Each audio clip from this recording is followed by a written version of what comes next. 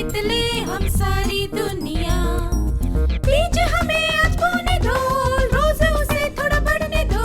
छू लेंगे आकाश हम, मन के विचार हकीकत बने। सिद्धि फल से आनंद देंगे, कोशिश कर बढ़े, सोच बुलंद करे।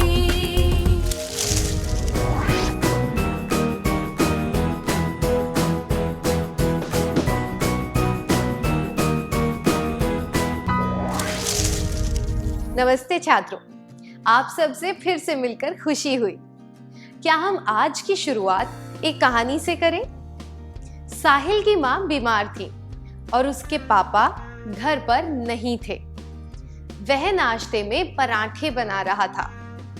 जब वह पराठे बेलने लगा तो गीला आटा बेलन पर चिपक गया। उसने थोड़ा सूखा आटा डालकर फिर से बेलने की कोशिश की, पर पराठा आड़े टेढ़े आकार का हो गया। उसकी किनारें पतली थी और बीच से काफी मोटा था। जब उसने पराठा तवे पर सेका तो वह कुछ जगहों से जल गया और कुछ जगह से कच्चा रह गया। वह बिल्कुल भी खाने लायक नहीं था। क्या आप में से कोई साहिल का अभिनय करके दिखा सकता है?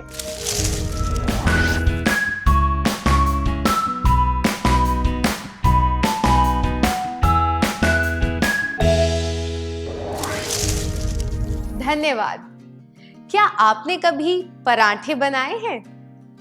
क्या आप उस अनुभव के बारे में बता सकते हैं जब आपने पहली बार पराठे बनाए थे?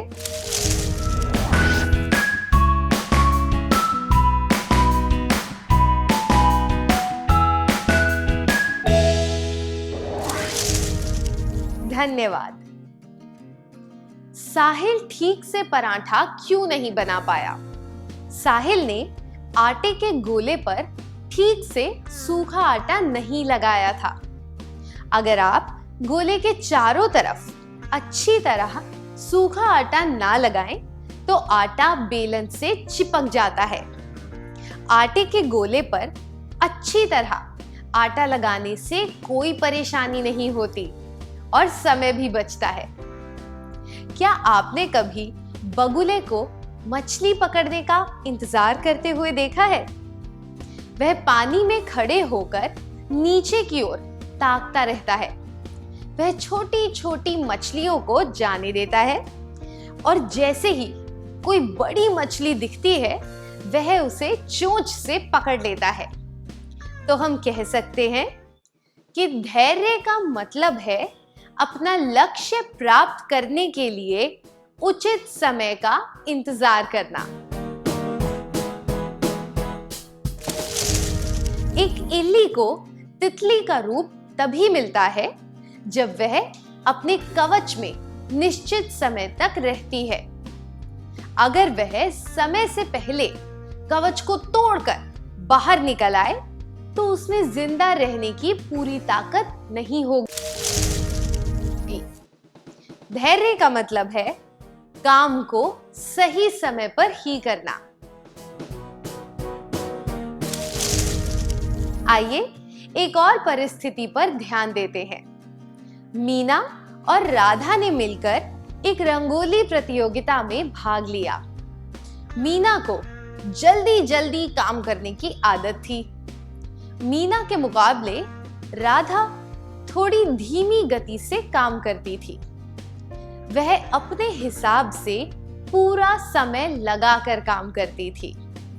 जब राधा धीरे धीरे रंगोली के एक हिस्से में रंग भर रही थी, तब मीना ने अधीरता में आकर उसके हाथ से रंग छीन लिए और जल्दी जल्दी रंगोली को पूरा करने लगी।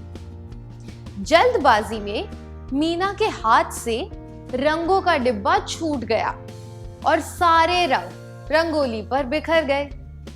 उनकी रंगोली खराब हो गई।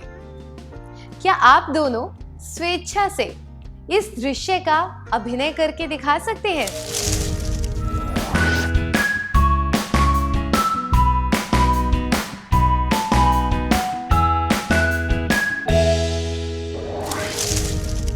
धन्यवाद। इस परिस्थिति से कैसे बचा जा सकता था। हमने देखा कि मीना की अधीरता की वजह से परेशानी खड़ी हुई। अपनी अधीरता की वजह से मीना ये सहन नहीं कर पाई कि राधा इतनी धीमी गति से क्यों काम कर रही है। वह नहीं जानती थी कि अलग अलग लोगों के काम करने का ढंग भी अलग अलग होता है। दूसरों की कमियों और खूबियों को पहचानना और उनकी धीमी गति को स्वीकार करना धैर्य की निशानी है। अगर मीना ने धैर्य से काम लिया होता तो रंगोली बनाने में जो मेहनत उन्होंने की थी वह व्यर्थ नहीं जाती। धैर्य का मतलब है दूसरों की धीमी गति या उनके बेढंगेपन को सहन करना। आप सड़क पर साइकिल चला रहे हैं और आपके आगे वाला व्यक्ति बहुत धीरे साइकिल चला रहा है। वह आपको आगे भी नहीं जाने दे रहा। आप अपने दोस्त के साथ कोई नई चीज सीख रहे हैं और आपके दोस्त को वह चीज सीखने में थोड़ा ज्यादा समय लग रहा है। ऐसी परिस्थितियों में क्या आपने धैर्य खो दिया? आपने किस तरह का व्यवहार किया? क्या आप दोनों स्वेच्छा से अपने अनुभव के बारे में बताना चाहेंगे?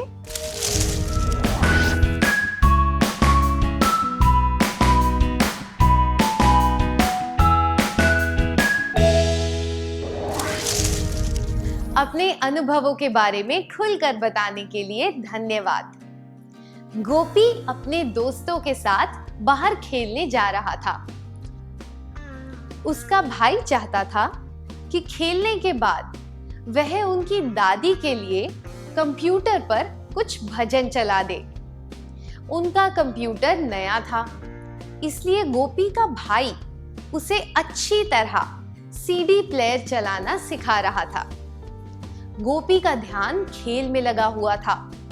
उसने कहा, हाँ, मैं अच्छी तरह समझ गया, अब मैं जा रहा हूं। खेल से लौटने के बाद जब उसे भजन चलाने थे तो उसे याद नहीं आ रहा था कि सीडी को कंप्यूटर में किस तरह डालना है।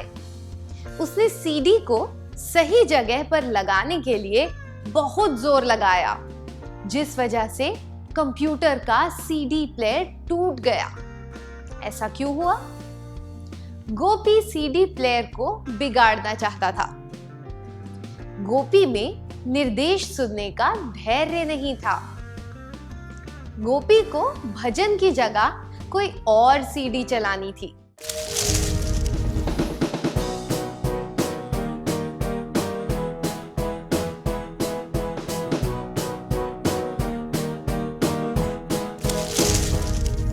सीडी प्लेयर टूट गया क्योंकि उसे याद नहीं रहा कि सीडी को किस तरह लगाया जाता है।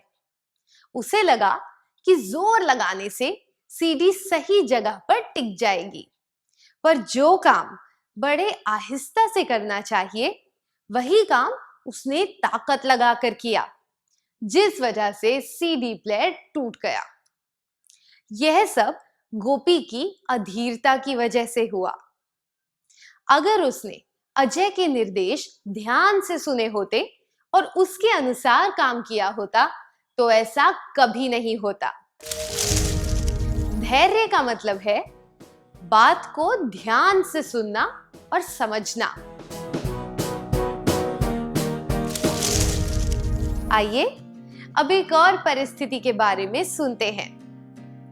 विक्रम और उसके दोस्त यह चर्चा कर रहे थे कि 4 दिन की छुट्टियों में कहां घूमने जाना चाहिए। सब लोग अपने अपने सुझाव दे रहे थे। उन्होंने तय किया कि प्रत्येक व्यक्ति को बारी बारी से अपना सुझाव देने का मौका दिया जाएगा, पर विक्रम बहुत बेचैन हो रहा था।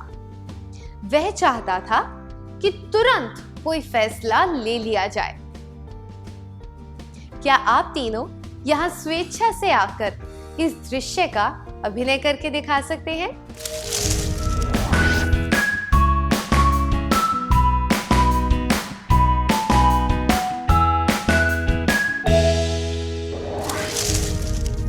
धन्यवाद। क्या विक्रम को इतना बेचैन होना चाहिए? आपने सही कहा। जब निर्णय लेने में कई लोग भाग ले रहे हो तो सबको अपनी बात कहने का मौका दिया जाना चाहिए। यह सच है कि सबके सुझाव उपयोगी नहीं होंगे, पर सबको मौका देना आवश्यक है। यह बात भी सही है कि फैसला लेने में ज्यादा समय नहीं लगाना चाहिए, पर किसी काम को तुरंत या फटाफट करना भी कोई बुद्धिमानी नहीं है। इसलिए विक्रम की बेचैनी उचित नहीं है। धैर्य का मतलब है यह समझना कि हर एक चीज तुरंत या फटाफट नहीं हो सकती। अब इस परिस्थिति पर ध्यान दीजिए।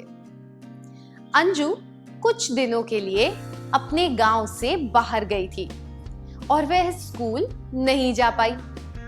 2 दिन के बाद स्कूल में एक परीक्षा होने वाली थी, इसलिए वह बिंदु से नोटबुक मांगने गई। देखिए आगे क्या हुआ। क्या तुम मुझे अपनी गणित की नोटबुक दे सकती हो? तुम्हें नोटबुक कब चाहिए? आज शाम तक? अगर तुम्हें नहीं देनी है तो मत दो, मैं और किसी से मांग लूंगी। इस वार्तालाप से आपको क्या पता चला? 1. बिंदु नोटबुक नहीं देना चाहती थी। 2. अंजू ने सही निष्कर्ष निकाला था। 3. जब बिंदु सोच रही थी तब अंजू ने उसका गलत मतलब निकाला था।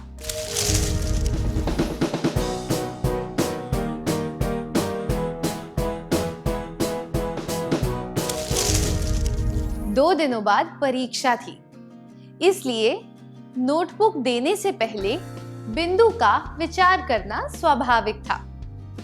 हो सकता है कि बिंदु ने पहले ही यह सोच लिया हो कि वह अंजू की मदद करेगी, पर हमने देखा कि अंजू ने फटाफट ही निष्कर्ष निकाल लिया कि बिंदु नोटबुक नहीं देना चाहती। यह अधीरता का संकेत है। धैर्य का मतलब है जल्दबाजी में निष्कर्ष ना निकालना। ऐसे जल्दबाजी दिखाने से व्यक्तिगत रिश्तों में दरार आ सकती है। ऐसा करने से हमें शर्मिंदा होना पड़ सकता है। क्या आपने कभी जल्दबाजी में कोई निष्कर्ष निकाला है जिसकी वजह से आपको पछताना पड़ा हो? या फिर क्या कभी किसी और व्यक्ति ने आपकी बातों का गलत मतलब निकाला है जिसकी वजह से आपको परेशानी हुई हो? क्या आप इसके बारे में सबको बताना चाहेंगे?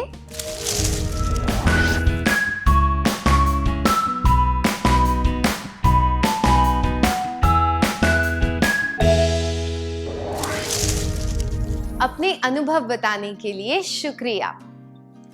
किसी बात का गलत निष्कर्ष निकालना और किसी की अधीरता की वजह से परेशानी उठाना बहुत दुविधापूर्ण होता है, पर हमें इन बातों से सबक सीखना चाहिए ताकि ये अनुभव हमारे काम आ सके। आइए अब एक और स्थिति के बारे में बात करते हैं। वीना, माला और प्रकाश एक प्रोजेक्ट पर काम कर रहे हैं। उन तीनों ने सोचा है कि यह प्रोजेक्ट कैसे पूरा करना चाहिए। प्रकाश ने सबको समझाया कि यह प्रोजेक्ट कैसे किया जाए। जब वीणा अपनी बात समझाने लगी, तब प्रकाश बीच-बीच में बोलकर उसके वाक्य पूरे कर रहा था। फिर जब माला की बारी आई, तब भी प्रकाश यही कर रहा था। आपको क्या लगता है इसके बाद क्या हुआ होगा? क्या आप तीनों इसका अभिनय करके दिखा सकते हैं?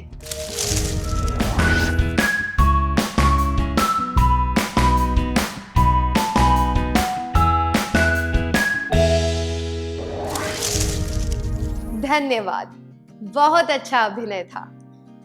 वार्तालाप के बीच में किसी को टोकना या फिर किसी की बात बीच में काटकर उसे पूरा करना बहुत बुरा होता है। ऐसा करने वालों को अशिष्ट और घमंडी माना जाता है। पूरी बात सुनना और दूसरे इंसान को बोलने का मौका देना धैर्य की निशानी है और शिष्ट व्यवहार भी। अगर हम बीच में किसी को टोकें तो उससे उस इंसान की विचारधारा पर असर पड़ता है। रुकावट आने से जिस विषय पर चर्चा हो रही थी, कभी-कभी हम उस विषय से भटक भी जाते हैं। ऐसा करने से बातचीत का उद्देश्य ही खो जाता है। धैर्य का मतलब है किसी के वार्तालाप में बाधा ना डालना। क्या आपने कभी किसी चिड़िया को घोंसला बनाते हुए देखा है? वह एक एक करके घास फूस, तिनके, पत्ते जमा करती है और पेड़ में एक सुरक्षित डाल पर अपना घोंसला बनाती है। अगर कोई तिनका नीचे गिर जाए या हवा से उसका घोंसला बिखर जाए या फिर कोई जानवर उसका घोंसला उजाड़ दे, फिर भी वह हार नहीं मानती। वह फिर से अपना घोंसला बनाने में जुट जाती है। वह अपने लक्ष्य से पीछे नहीं हटती। यह धैर्य की निशानी है। हार ना मानना और दृढ़ता से काम में जुट जाना, ये अति धैर्यवान व्यक्ति की निशानियां हैं। धैर्य से सहनशीलता बढ़ती है। धैर्य का मतलब है कठिनाइयों और मुश्किलों के बावजूद डटे रहना। जब कोई किसान बीज बोकर फसल के उगने और पकने का इंतजार करता है तो वह धैर्य दर्शाता है। पर फसल में पानी और खाद ना डालना, जंगली पौधों को ना हटाना आलस्य होता है।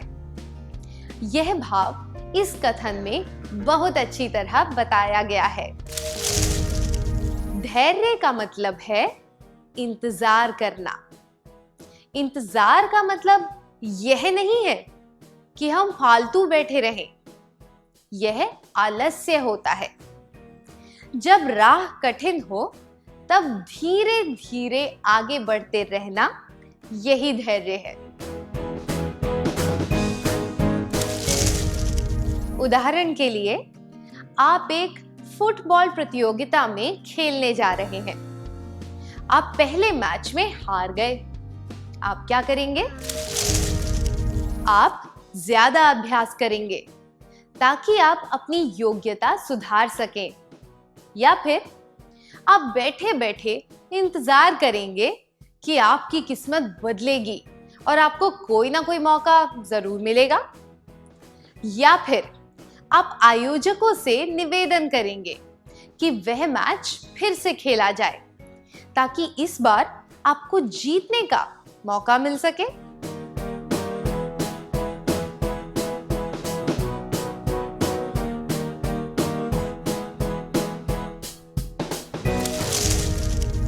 यह संभव नहीं है कि आपको जीतने का मौका देने के लिए वह मैच दोबारा खेला जाए। यह भी जरूरी नहीं है कि बैठे बैठे किस्मत के बदलने का इंतजार करने से आप जीत जाएंगे। पूरा प्रयास करके परिणाम का इंतजार करना ही धैर्य है। ऐसा करने से ही हमें अपनी मेहनत का फल मिलता है। धैर्य का मतलब है लक्ष्य को प्राप्त करने का इंतजार करते हुए कड़ी मेहनत करना। क्या आपने कभी धैर्य के नाम पर आलस्य किया है? क्या आप इस अनुभव के बारे में अपने करीबी मित्र को बताना चाहेंगे?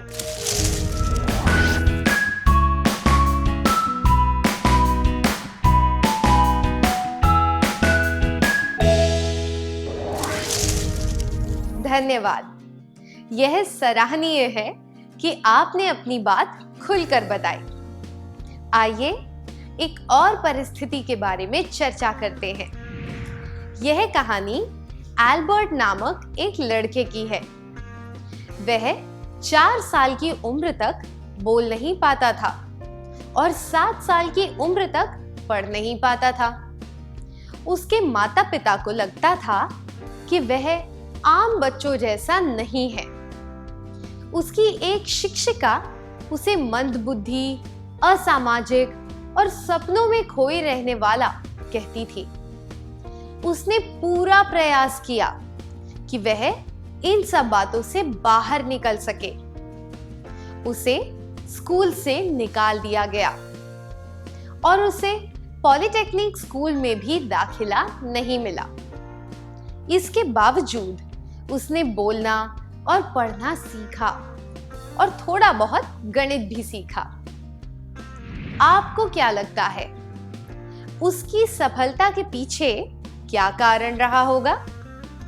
दूसरों का रूखापन, दूसरों के रूखेपन को सहन करना, उसके प्रयास। पहला, दूसरों का रूखापन। दूसरा, दूसरों के रूखेपन और आलोचनाओं को सहन करना। तीसरा, उसके प्रयास।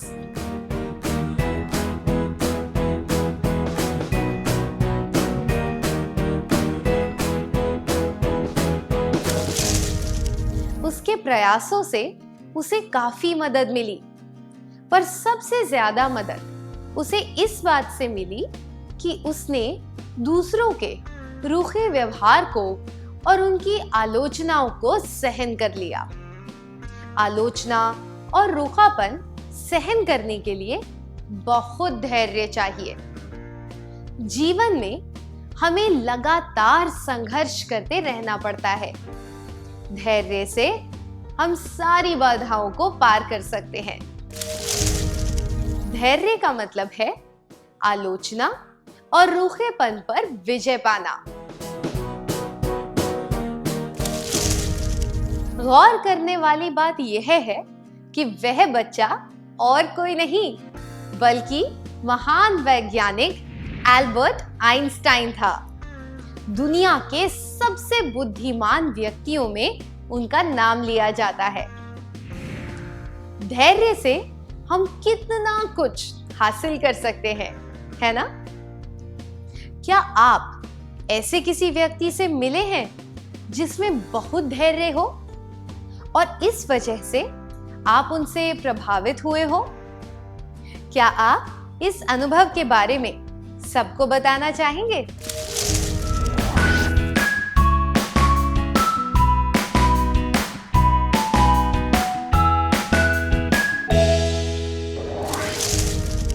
धन्यवाद।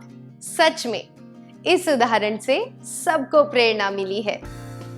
टॉल्स्टॉय ने कहा है, धैर्य और समय 2 सबसे ताकतवर योद्धा हैं। इन शक्तियों का प्रभाव हर चीज पर पड़ता है।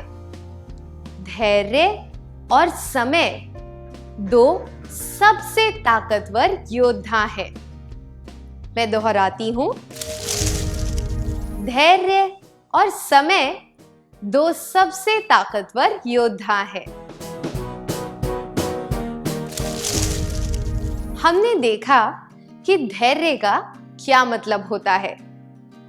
जीवन को सफल बनाने के लिए धैर्य होना बहुत जरूरी है। किन परिस्थितियों में धैर्य अति आवश्यक हो जाता है, इसके बारे में हम अगले सत्र में जानेंगे। क्या अब हम आज के सत्र का सार संक्षेप कर लें?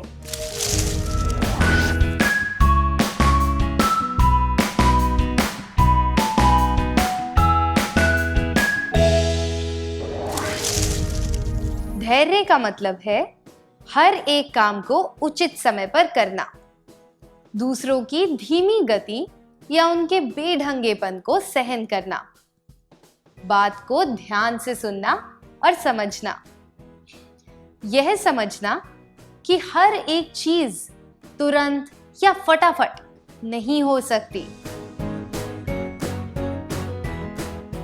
जल्दबाजी में निष्कर्ष ना निकालना। किसी के वार्तालाप में बाधा ना डालना। कठिनाइयों और मुश्किलों के बावजूद डटे रहना। लक्ष्य को प्राप्त करने का इंतजार करते हुए कड़ी मेहनत करना। आलोचना और रूखेपन पर विजय पाना।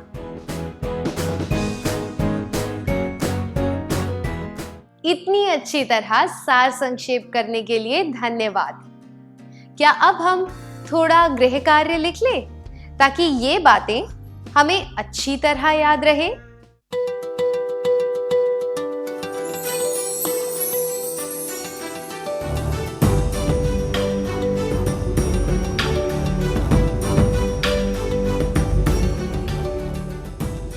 प्रश्न 1।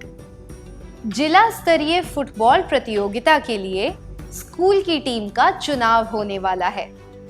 चुनाव प्रक्रिया के सारे पड़ाव आपने अच्छी तरह पार कर लिए हैं, पर खिलाड़ियों की अंतिम सूची में आपका नाम नहीं है। आप क्या करेंगे? जवाब: 1। जब तक अगली प्रतियोगिता में मेरा चुनाव नहीं हो जाता, तब तक मैं प्रयास करता या करती रहूंगा या रहूंगी। 2। मैं सबसे कहूंगा या कहूंगी कि चुनाव समिति ने पक्षपात किया है। 3। मैं फुटबॉल खेलना छोड़ दूंगा या दूंगी। प्रश्न 2। आपने एक कविता लिखी और आपके दोस्त ने उसकी आलोचना की। आपको अपने दोस्त से यह उम्मीद नहीं थी। आप क्या करेंगे?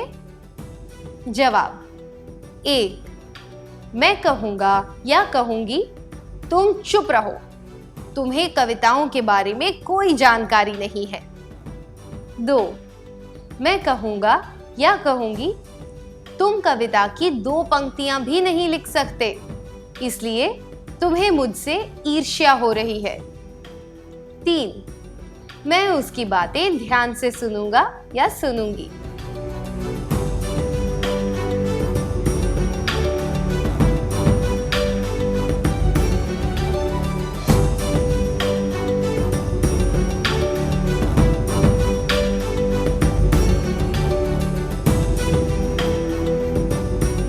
क्या आप अगले सत्र में आने से पहले यह कार्य पूरा करके लाएंगे?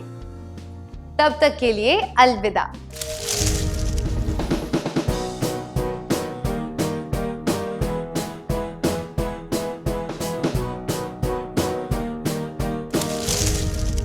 नमस्ते छात्रों, क्या हम जवाबों के बारे में चर्चा करें?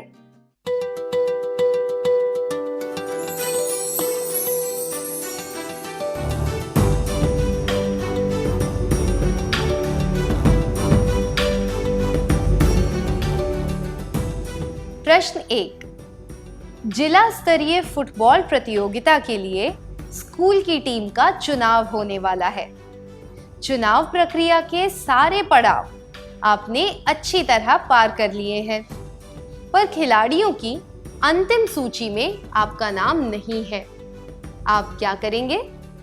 ये जवाब: मैं सबसे कहूंगा या कहूंगी कि चुनाव समिति ने पक्षपात किया है और मैं फुटबॉल खेलना छोड़ दूंगा या दूंगी अनुचित है, क्योंकि इनमें दूसरों की आलोचना की गई है और ये सहनशीलता की कमी को दर्शाते हैं। यह जवाब: जब तक अगली प्रतियोगिता में मेरा चुनाव नहीं हो जाता, तब तक मैं प्रयास करता या करती रहूंगा या रहूंगी उचित है, क्योंकि यह परिस्थिति के प्रति जागरूकता और धैर्य दर्शाता है। आपने कौन सा जवाब चुना?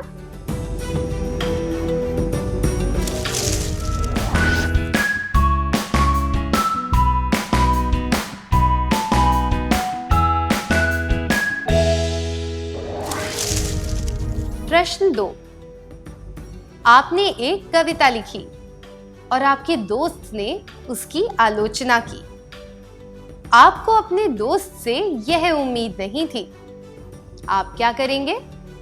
ये जवाब, मैं कहूंगा या कहूंगी तुम चुप रहो, तुम्हें कविताओं के बारे में कोई जानकारी नहीं है, और मैं कहूंगा या कहूंगी तुम कविता की 2 पंक्तियां भी नहीं लिख सकते, इसलिए तुम्हें मुझसे ईर्ष्या हो रही है, अनुचित है। क्योंकि इनसे पता चलता है कि आप में आलोचना को सहन करने की शक्ति नहीं है। जबकि यह जवाब, मैं उसकी बातें ध्यान से सुनूंगा या सुनूंगी, उचित है, क्योंकि यह दर्शाता है कि आप में धैर्य है और आप दूसरों की बातें ध्यान से सुनकर आलोचना को सही तरीके से स्वीकार करना जानते हैं। आपने कौन सा जवाब चुना?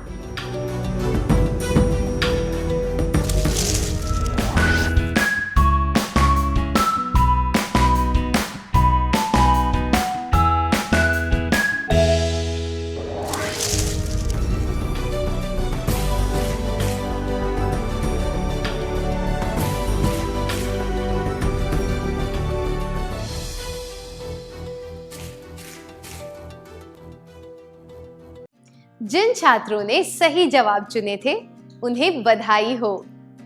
क्या अब हम अगला सत्र शुरू करें?